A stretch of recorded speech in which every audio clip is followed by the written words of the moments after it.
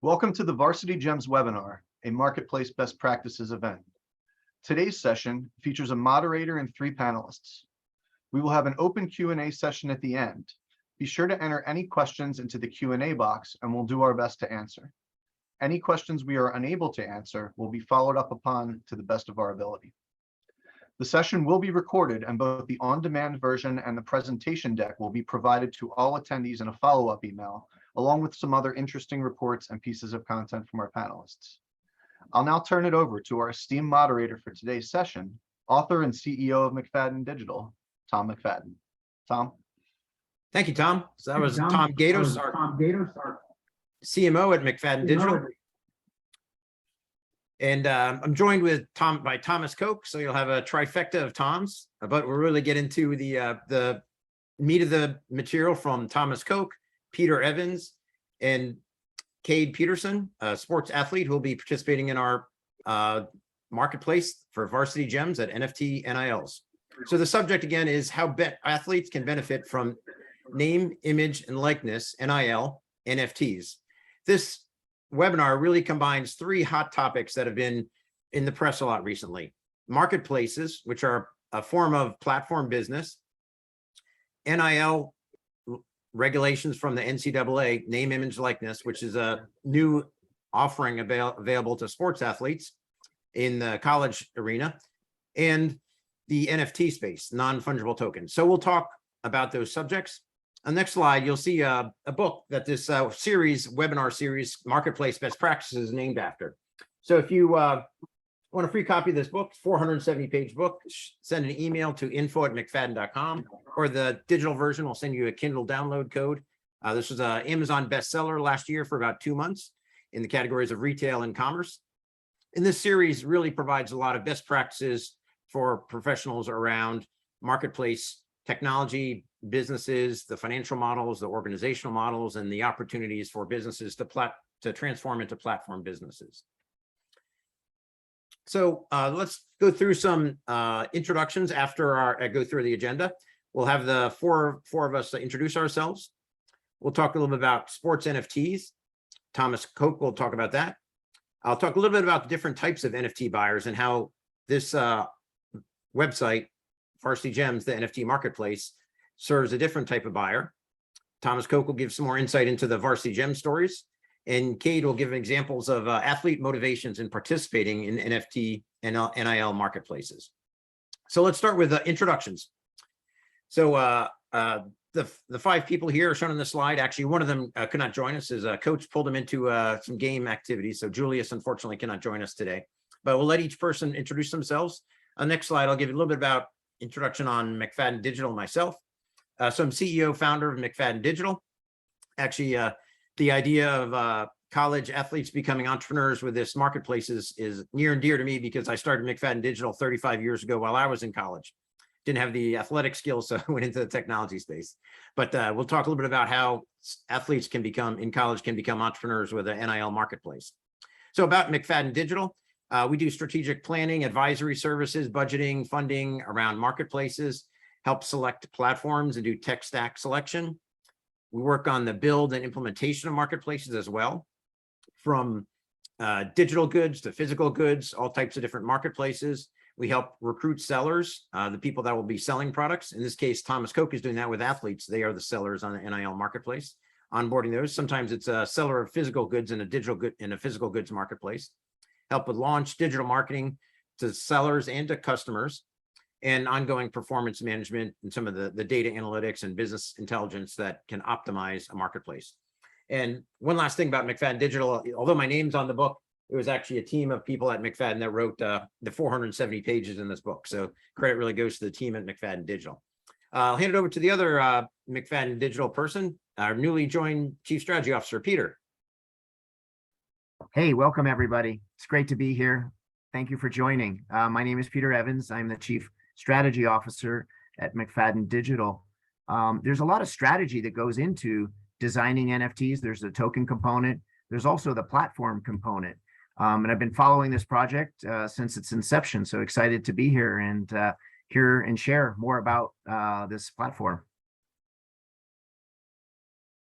Thomas? Yeah, great. And I'm Thomas Koch. I'm the founder and CEO of Varsity Gems. And I should say founder is probably a little bit of the wrong term, because Peter's students at Dartmouth played a huge role in the creation of this and the idea. And obviously athletes like Cade who will be joining us. And essentially what we are is a platform for predominantly smaller school athletes, Division II and Division III athletes, to actually make real money under name, image, and likeness by selling NFTs. And we really want three principles. One, athletes should be able to benefit from NIL regardless of the level at which they play. The best benefit here isn't just the endorsements and the money that can come from that, but also learning some entrepreneurial skills and things that take them and help them create a legacy post their playing days. And also we want NIL to be easy, accessible, and profitable to work with. And talking to athletes like Cade, that's certainly a key concern for them. So I thank everyone for having me here. And now I'll turn it over to Cade so he can introduce himself. Yeah, how's it going, everybody? My name is Cade Peterson. Glad to be on here. Super excited that I got in contact with, Thomas and the rest of these guys on this call. And I'm just really excited to, share my insight about what Varsity Gems and NFTs, the NIL world, really what it means to me. And on behalf of a lot of Division II and Division III athletes that are going through the same process as I am. So I'm excited to be on here. Thank you. Great. And we're honored to have you with us, Cade. Thank you. So we're going to jump into some main topics. Again, the sports NFTs, the NIL logic, the NFT buyers, the sport Varsity Gems, and athlete motivation. We're not going to talk as much about marketplaces on this in terms of the technology or the business model. We've got actually dozens of different recorded webinars that talk about the underlying platform economics and the business model and the technology stack and so forth. So look through the marketplace best practices webinar series for some recordings on that.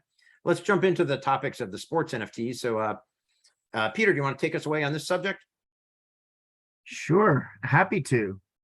So let's just talk very basic terms. There are a variety of different kinds of assets out there. The ones that we're very familiar with, obviously, are tangible assets. And these can be what they call fungible, i.e., they're very similar to each other. A gold bar is like any other gold bar, and a dollar is like another dollar, and other commodities, right?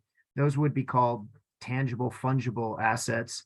And then you get non-fungible assets like vehicles or houses or pieces of art. And so those are we have traded markets for those, and everybody understands how they work. What's interesting is now with the digital world evolving, we now move into what they call fungible intangibles. And those things can be like currencies like Bitcoin or Ethereum, or even things like carbon credits are fungible intangible assets. What's become kind of emerged in the last 2 years and really took off last year was innovations on the blockchain that allowed for the creation of non-fungible tokens, right? And so that gets you into this new world that really is the foundation of what we're talking about today. So if we turn to the next slide. Yeah, so we can give a definition of what a non-fungible token is, or what they call NFT, is a unique digital asset that can take the form of a variety of things. It can be artwork, it can be video, it can be music. It can even be a token that gives you access to something like a game. And they're recorded on the blockchain, which is the database that provides buyers with digital rights ownerships. So that's kind of what the basic definition of a NFT is. And so if we go to the next slide, these new technology, this NFT technology, is now being deployed in a bunch of different environments in sports. FIFA just announced that they're going to launch a soccer collection that's going to be NFT based, and that'll be a combination of things. It can be artwork, it can be moments or video, right, of play and action, and it can be formed into collections. So we're seeing that being deployed in really big events like the World Cup. NFL All Day is a new offering, which is focused on football at the national level. The NFL has a program to do collectibles, and that marketplace is just open. So this is very new. There was in beta testing for a year, and it's now just been opened up. And then really the origin of this was the NBA. They were the first to innovate in this space, NBA Top Shots. And so that marketplace and game has been engaged in operating for over a year, almost 2 years now. And then soccer with So Rare, which is a different platform. So you can see that this technology has really gotten a lot of attention, and lots of applications are now being developed at the professional level. So what we're going to talk about now is the way that we can apply this to the collegiate level, right? So Thomas, next slide. You're on mute. Everyone that's listening here probably on some level, other than Tom McFadyen, who knows nothing about sports, knows something about sports. And we think about big time conferences. And obviously here we have represented the Big Ten Conference, which just signed this massive media rights deal with Fox, CBS, and NBC, leaving ESPN behind $8 billion. And so that's a 7-year deal. So it's more than $1 billion to the conference per year. And programs like USC and UCLA, which are in Los Angeles, are joining the Big Ten, which is a traditional Midwestern conference. And that's because the way college sports at that top level are being administered right now, they're almost semi-professional, if not miniature professional sports. And the landscape is changing at that top end. But the big thing is, as we can see on the next slide, conferences at lower levels, like the Division II level, which is where Cade plays, are actually starting to have media rights deals of their own. So we here in Michigan, I'm based in Michigan, as is Cade, are part of the Great Lakes Intercollegiate Athletic Conference. And you can see that some schools up in the Upper Peninsula, a bunch of schools in Michigan, and then 2 schools outside of the state in Wisconsin and Indiana. And we're joining another school from Illinois will be joining next year. They signed the biggest deal in the history of Division II, which is a streaming deal with Flow Sports. And Flow Sports, by the way, televises over streaming events in the Big 12, the ACC, the Colonial Athletics. So this is a company that's worked with Division I conferences as well. So even these lower divisions are seeing that uptick in business and uptick in what's going on. And conferences like the GLIAC, which have a great tradition of champions and producing championship teams, are leaders in this opportunity. And NIL is one of the other avenues now that people can actually pay student athletes, and student athletes can earn income based on their name, image, and likeness. This is a great opportunity for conferences like the GLIAC to create opportunities and help facilitate opportunities that make them a leader within the landscape. And now Tom McFadyen will talk a little bit about the NFT buyers. Great. Thanks, Thomas. So as Thomas mentioned, we did a study in collaboration with Dartmouth that was actually being led by Peter Evans with some MBA students about the opportunity when NIL, name, image, likeness, became available through the NCAA. And a lot of research was done there, including some of this, something we found from McKinsey and Company. And we'll talk a little bit about how Varsity Gems is different than this general sports NFT buyers. So there are 4 types of buyers, most of which are interested in the financial rewards in terms of the appreciation of the value of the asset. Whereas Varsity Gems might be a little bit different. We'll talk about the different users in Varsity Gems for a second. But what McKinsey found of the many different NFTs that have been sold through OpenSea and many of the other marketplaces that Peter mentioned for around sports, lots of NFT marketplaces out there. They're the collectors, typically affluent people who want to have bragging rights and say, oh, look what I've got from this great athlete. And then I've got this video or this visual clip of that are collectors. Community that want to be involved in the group and also interested in the potential investment value of that. Speculators are those that are mostly looking for the appreciation of the asset value.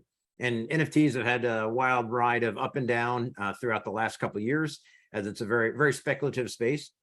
And then technology lovers, people that just want to try out the latest and greatest technology, especially if it's related to blockchain and the whole minting nature of unique NFTs and getting on the bleeding edge of the curve. So different drivers and motivators of those different four different audiences that McKinsey found from the prior and current, still ongoing sports NFT marketplaces. Well, let's look at the Varsity Gems audience that from our research at McFadyen Digital in collaboration with Thomas Koch and the Varsity Gems team, there are 5 types of buyers.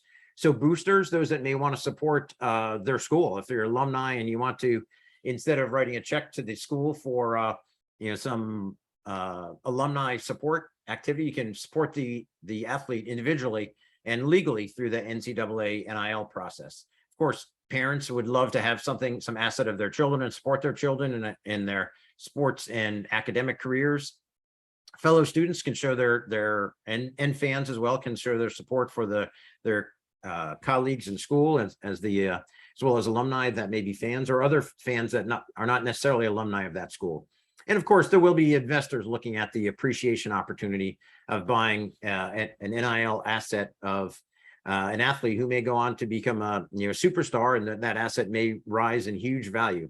But it's not the only reason that people are investing in will be investing in Varsity Gems NFTs. So let's go on to actually learn a little bit more about Varsity Gems. So Thomas, you want to take us through the Varsity Gems story? Yeah, absolutely. Thanks, Tom, for that. So one of the things I want to talk about here, the underpinnings of name, image, and likeness. This is a rule that actually was born out of some legislation at the federal level, but also a Supreme Court case in which the Supreme Court ruled that athletes should be able to get compensated based on their name, image, and likeness, basically who they are, just like pro athletes were. And this was enacted on July 1st of 2021. So it's more than a year old at this point in time. And shortly after that, I reached out to Tom McFadyen, and we were talking about marketplaces in the NIL space in general. And he said, hey, I'm sponsoring this really cool project with some Tuck MBA students. So the fall of 2021, I was able to join in on that and get to meet the MBA students talking about how NIL would interact with NFTs in particular. And as Web3 becomes more prominent and NFTs become something that's more known, and we were looking at things like Top Shot at the time and So Rare and soccer. And there's a couple of inspirations behind this. Alex Uplot, who's an athlete at Oakland University, he's an NCAA regional qualifier high jumper, happens to be my stepson and a great kid who I'm very close with. And I coached a number of athletes in the basketball space who are playing from Division I down to NIAA at all different levels of play. So Alex was really the driver, asking me a lot of questions. The other thing is I was a college athlete myself. I played at the Division III level, and I tell the story of the Breakfast Club. The Breakfast Club was me and two of my friends. They were kids from backgrounds that were more disadvantaged. I came from a wealthy background. I was spoiled rotten, to be honest with you. And if practice ended after the cafeteria closed, I went to McDonald's or Burger King, got some food. Then the next day I'd be at breakfast because I wanted my bacon and eggs in the morning, and there were these two guys always there. Turns out they were starving because practice would end after the cafeteria closed. They didn't have the cash to go buy breakfast. And we were jokingly called the Breakfast Club. So that experience and some of the other experiences I had talking with student athletes I'd coached and worked with led me to being very passionate about NIL.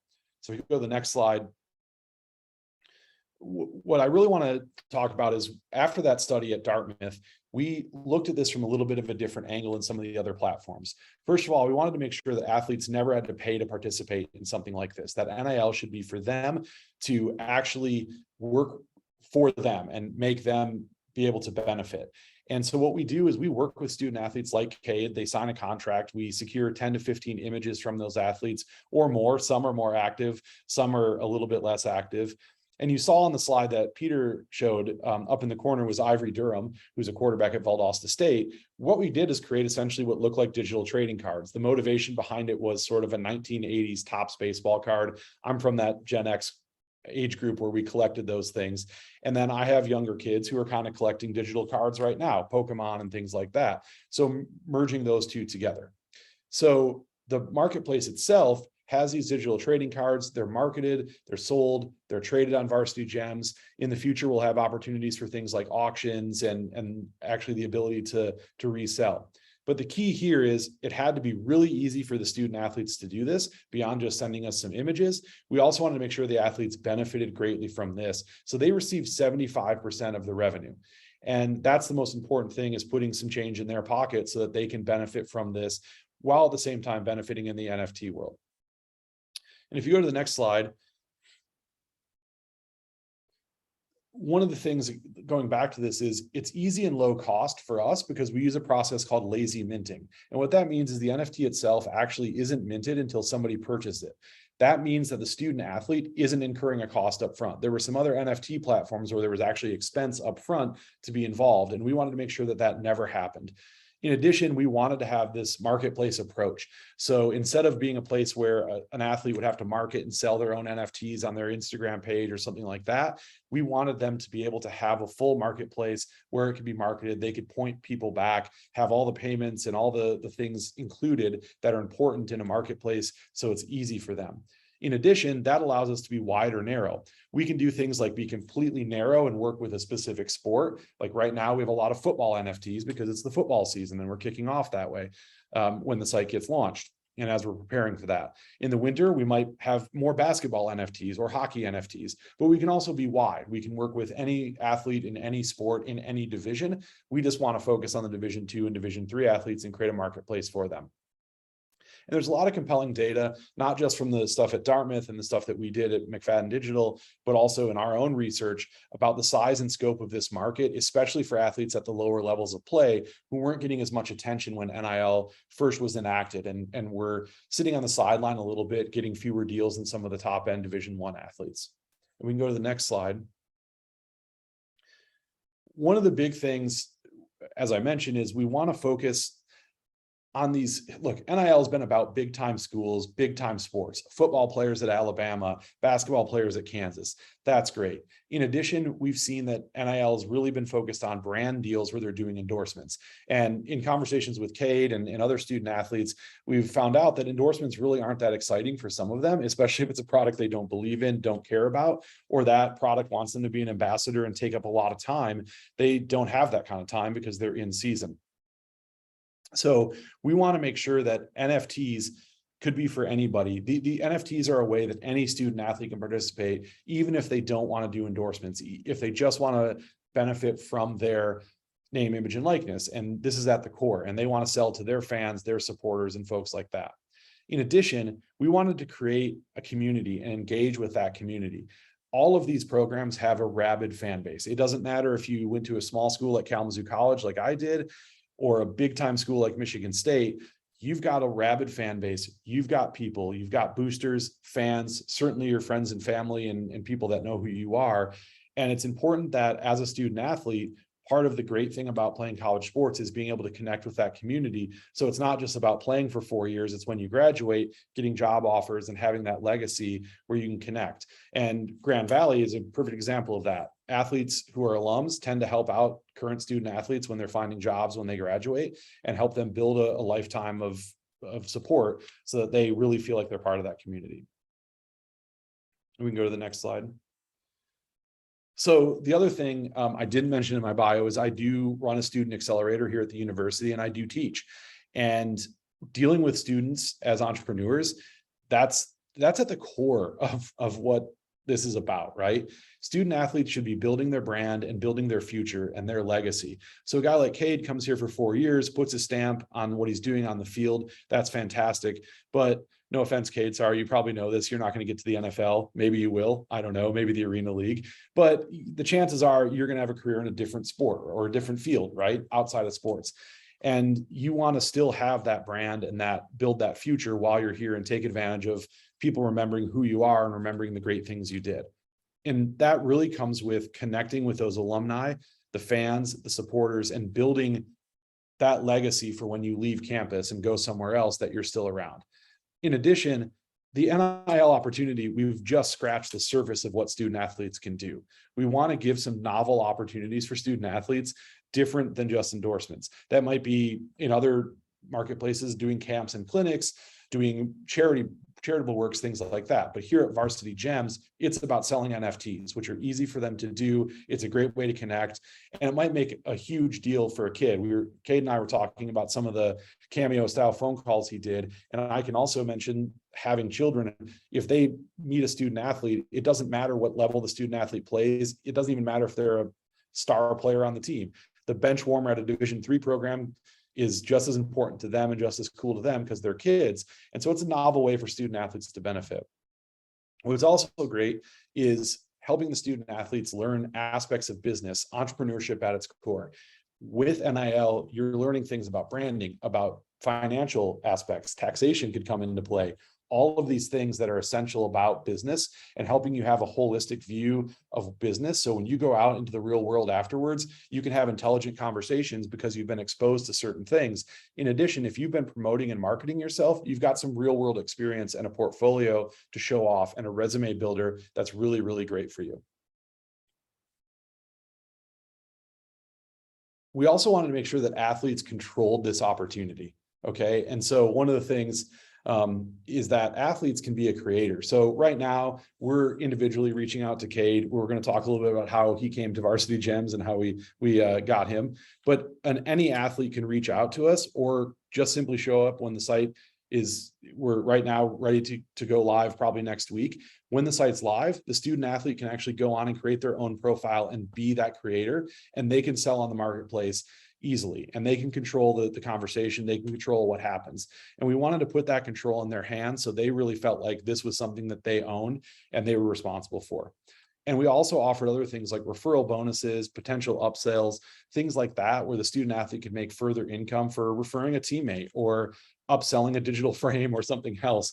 There's a lot of avenues by which this can really be something cool, where the student athlete can participate at a very high level, a low level, anywhere in between, whatever suits them best based on their schedule and their time.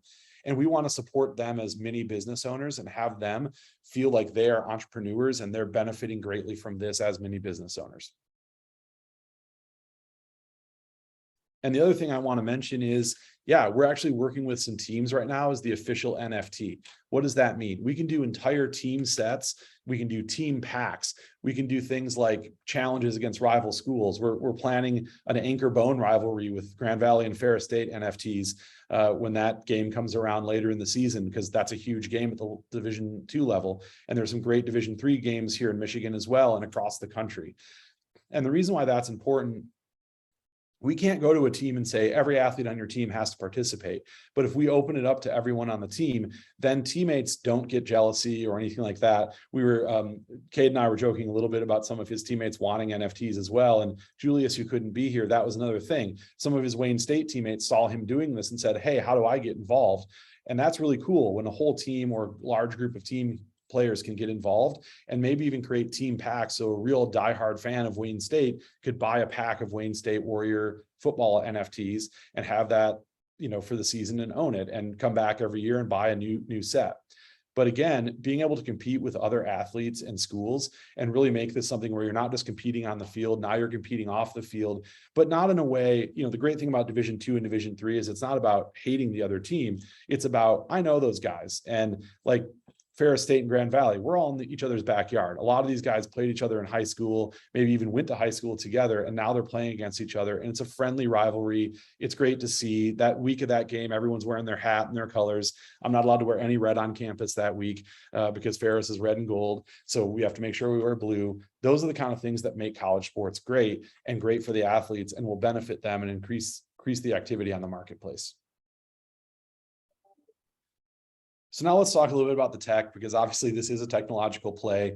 And one of the things that is always fascinating when we're talking to student athletes is some of them are already NFT geeks. Some of the people buying these are already NFT geeks and have been following the space, but some of them know nothing about technology. And sometimes we just say, hey, it's basically like a baseball card. It's just online on Web3. But really, the technology here is key. We wouldn't be here today without Tom McFadyen and the McFadyen Digital team, and it is an entire team effort. It has been fantastic. They have supported us tremendously, and I cannot thank them enough for that. I owe them a huge debt of gratitude because we wouldn't be here as a marketplace without them and their thinking, and obviously Peter and his students as well. I do say that we owe a huge debt of gratitude to those Dartmouth students, in particular Vlad. I'm not going to say his last name because I probably can't, but Vlad was a wonderful guy and did so much awesome research for us.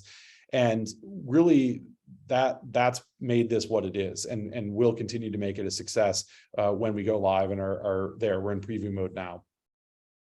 But essentially, we're built on the Ethereum blockchain. If people want to talk more about the tech that's there, we're using marketplace technology to create this full platform. And we really wanted to have many ways to engage and multiple revenue streams. But one of the key things that we did was make sure that you didn't have to be a crypto enthusiast necessarily to participate. You can buy these with fiat currency.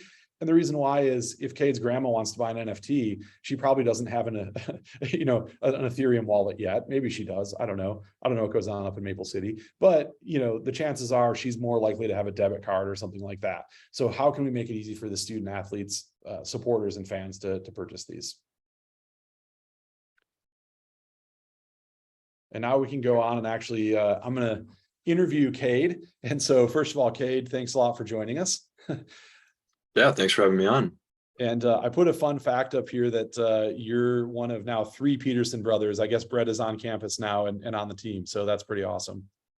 Yeah, no, it's great. I'm the oldest of 3, and both of my younger brothers were 3-sport athletes in high school and ended up coming to Grand Valley to play football. So it's the first time I've ever been on a team with with both of them. My middle brother, he's a year younger than me, so I've been playing on the same sports teams with him for most of my life. But yeah, it's fun and exciting. I can say that.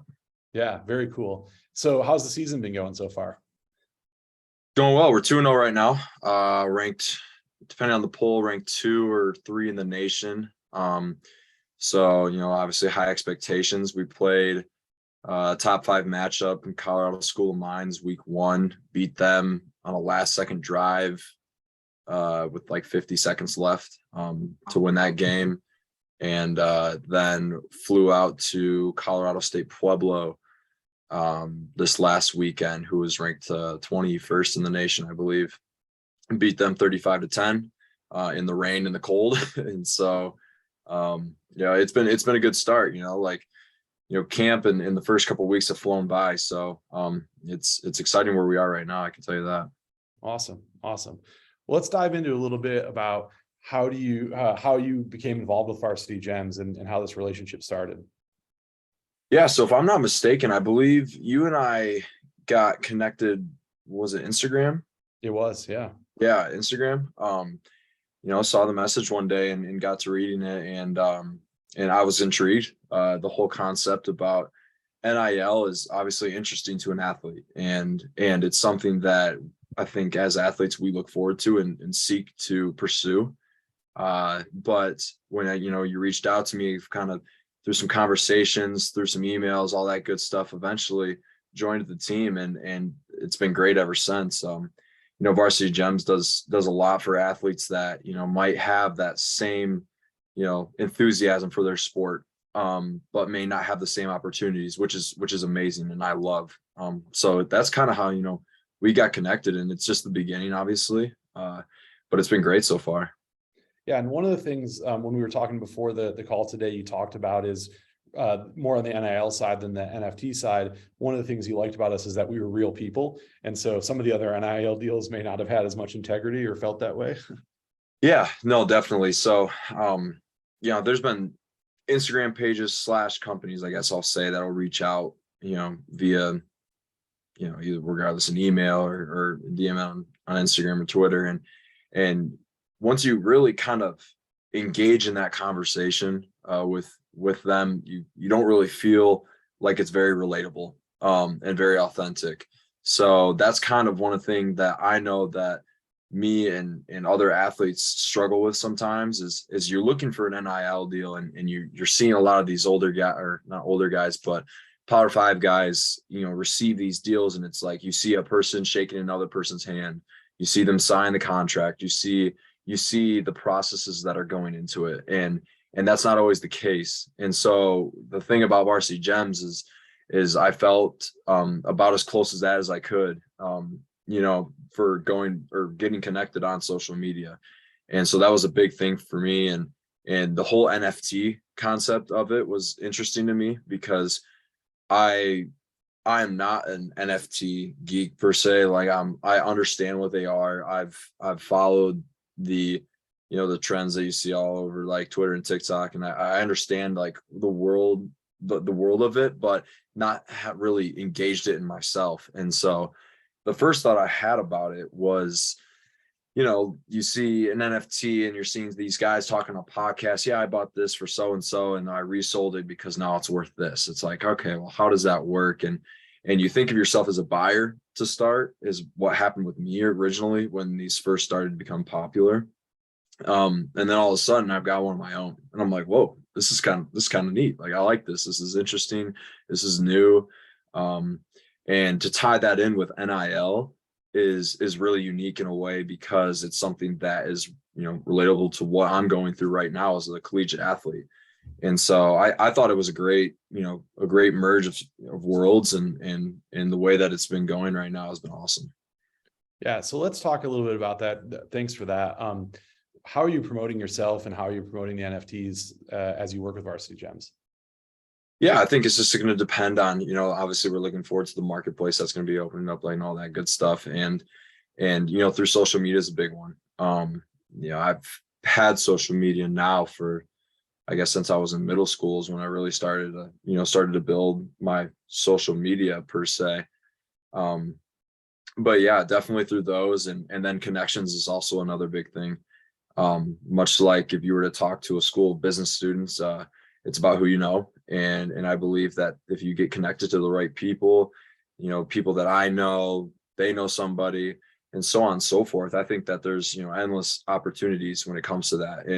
And to tie it back to, how Varsity Gems and this concept is great, is I believe that the promotion of this is going to be a skill that I'll be able to carry over into the next chapter of my life post athletics. So it's great. It's really awesome. And last question, how have your teammates and coaches responded to you working with Varsity Gems?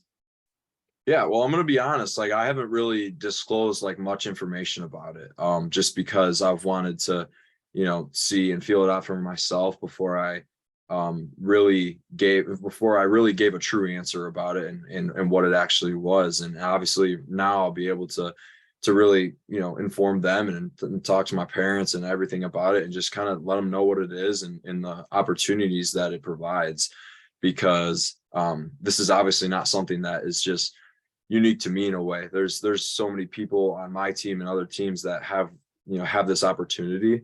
Our coach always says, like, the best thing about NIL is you're gonna have more opportunities if you start playing well and you get your name out there. So he kind of uses it, as a motivation tool. Like, hey, you want to get on NIL, make sure you're putting the work in and playing well on the field. That's probably the best way to get your name out there. And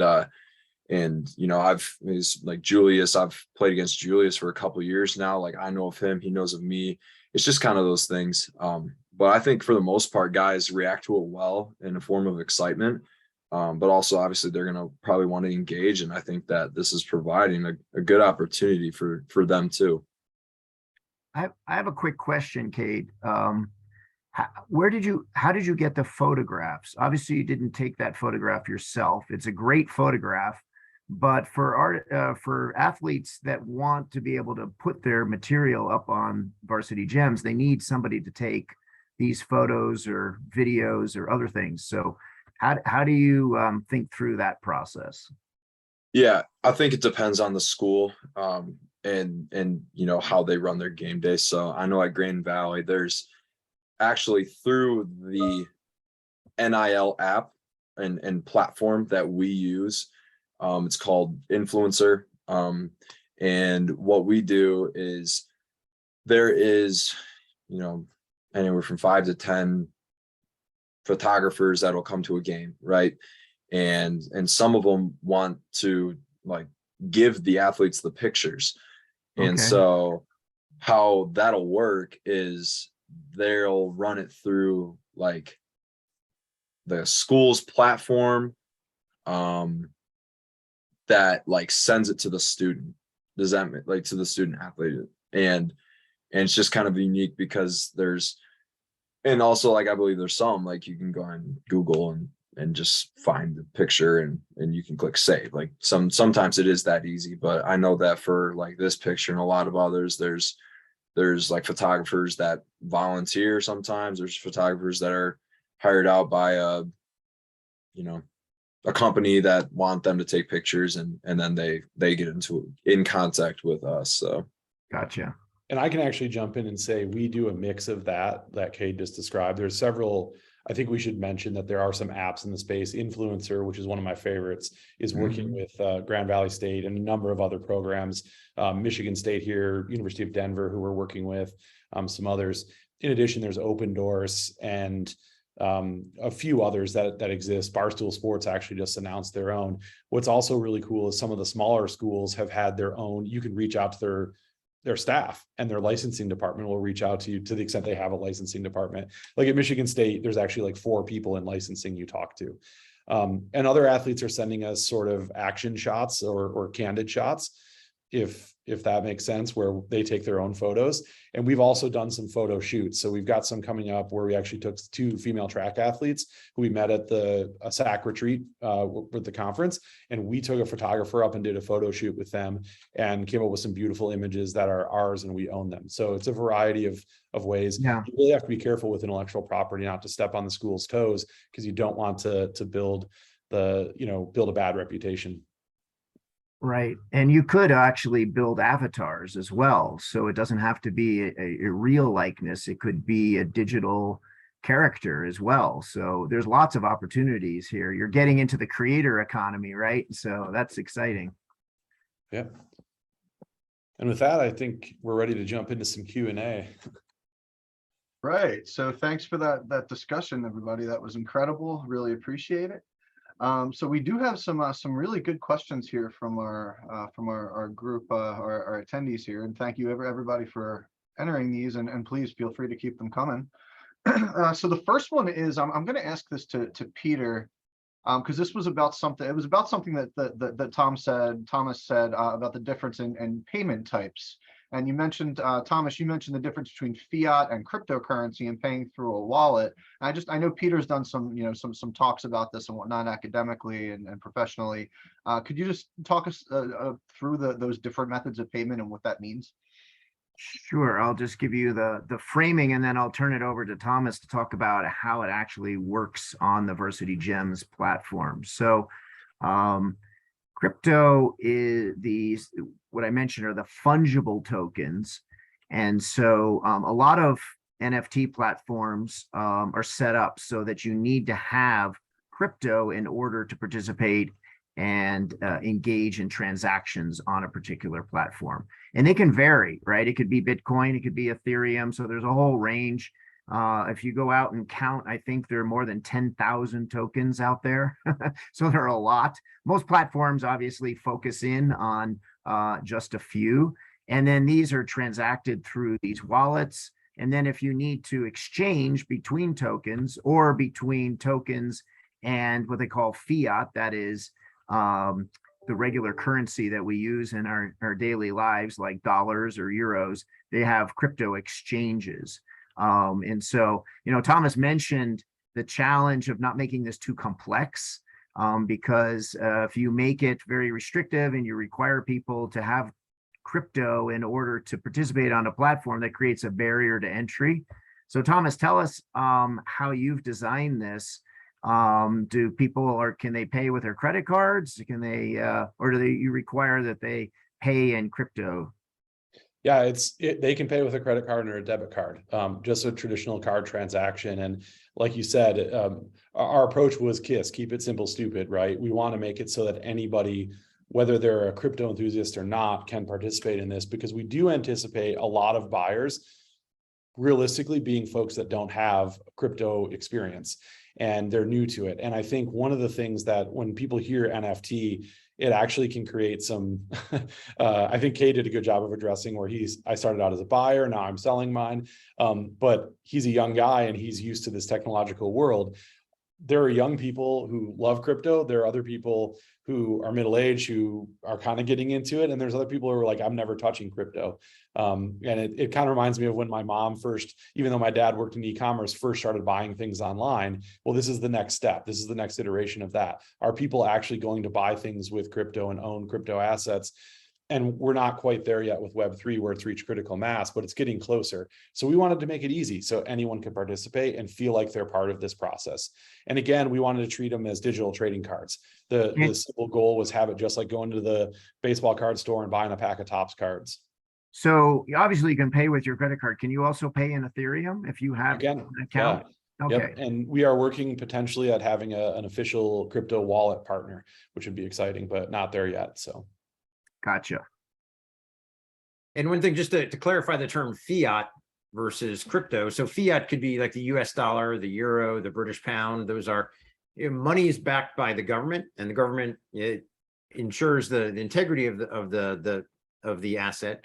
Unlike a commodity like gold, gold is tied to that actual physical commodity in that quantity, versus Right. crypto, which is Bitcoin or Ethereum or other cryptocurrencies, which tend to fluctuate wildly now, but do have some the values and the rarity of them.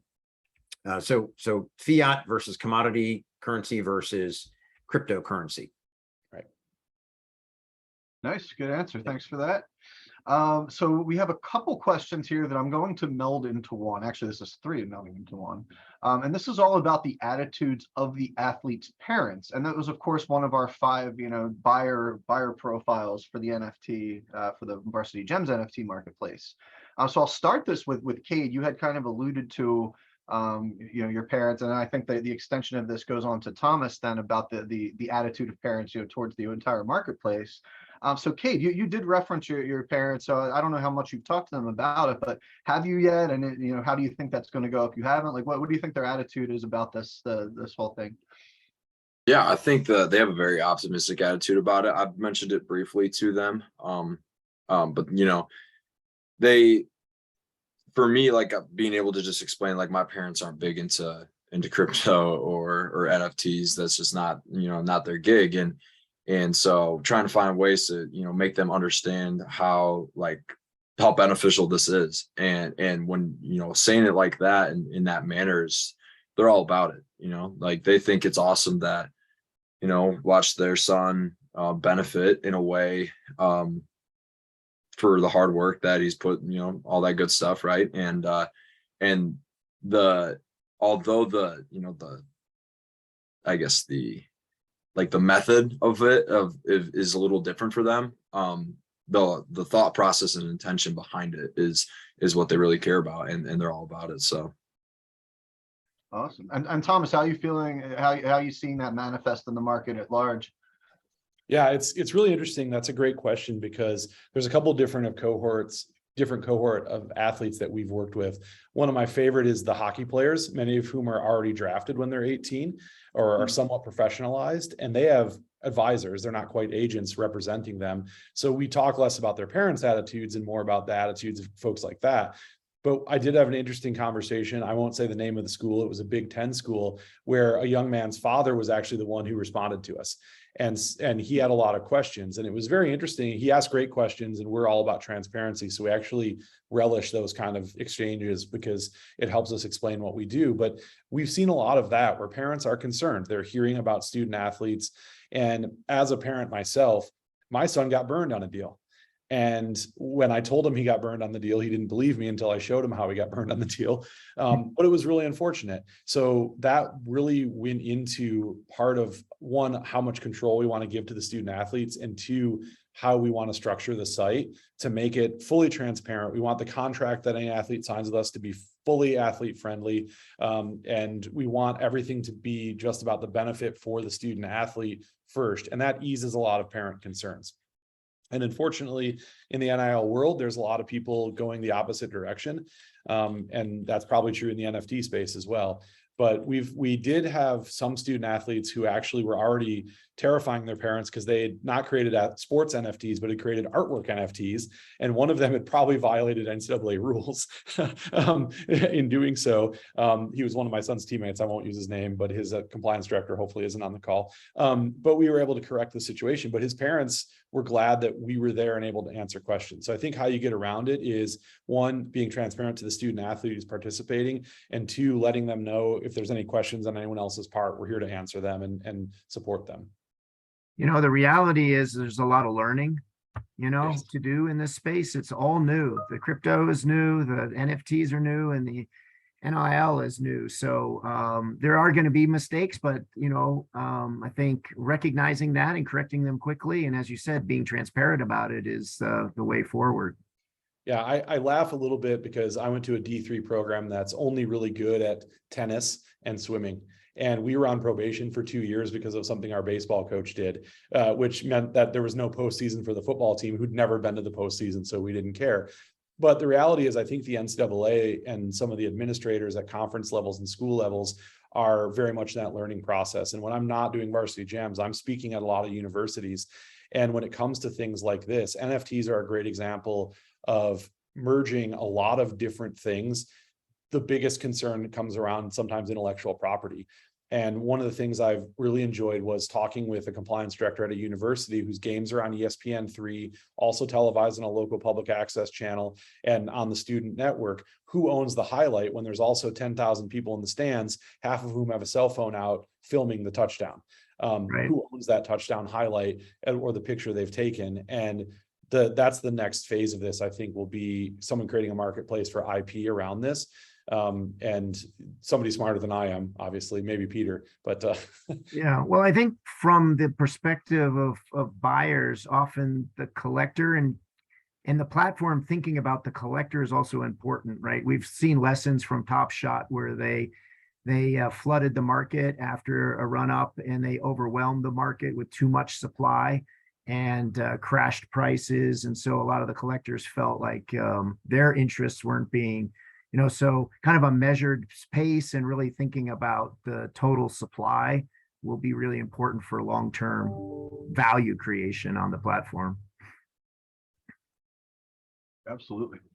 And I think we've got time for one more question here. And this one is more towards, I think, probably Tom and Peter. And it's an amalgamation of a couple here, so I'll paraphrase. But what are you seeing from customers and from the market and from people looking to create these marketplaces and commerce properties when it comes to the desire to create NFT marketplaces and crypto marketplaces? What has been the market demand there, and where's that heading?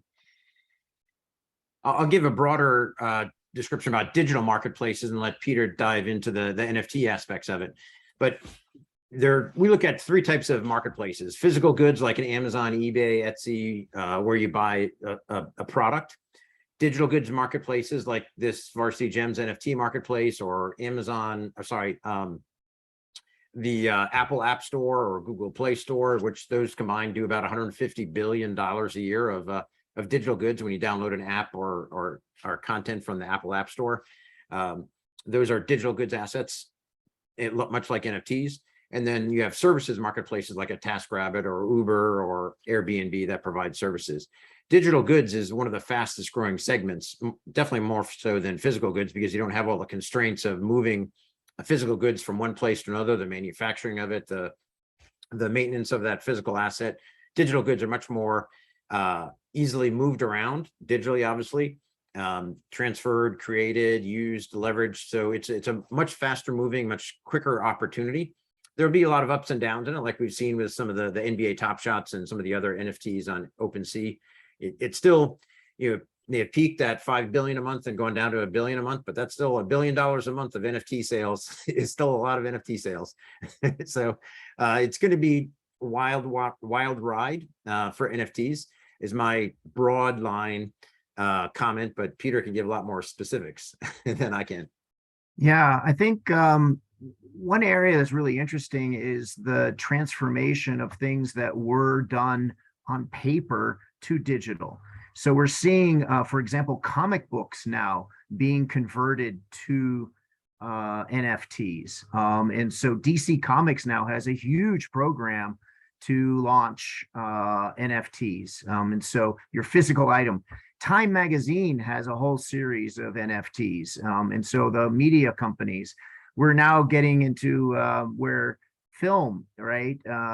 Movies studios are looking at this. And so the thing that's really interesting is that your fans can become owners in a new way that they weren't before. So they're not just consuming the content, they also can own the content.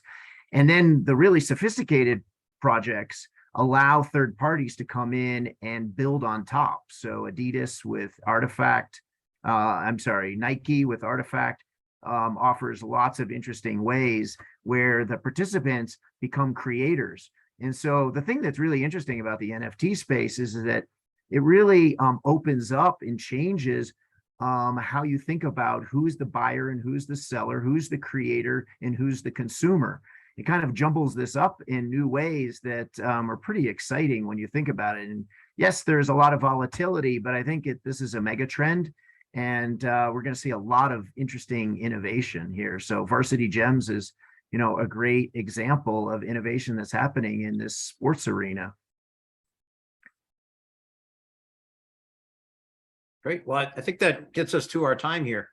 So I'd like to thank our panelists, Thomas Koch, Peter Evans, Cade Peterson, for a great conversation today about the Varsity Gems NFT marketplace for NIL.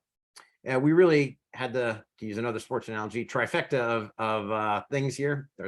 We had the marketplace topic, which is a hot topic in the platform economy. We had the NCAA name, image, likeness, recently enacted regulations, which have transformed the sports industry, and the NFTs, which also in the last couple of years have really transformed digital assets for us. So it was great having the panel discussion, talk about all three things, and looking at it from different viewpoints, from the student athlete, like Cade, the operator of the marketplace, and the practitioners of the marketplace concepts, like Peter and myself from the McFadyen Digital.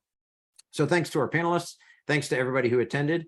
And as Tom Gatos mentioned, we will have slides and recording of this available for you to rewatch if you're interested. Thank you very much.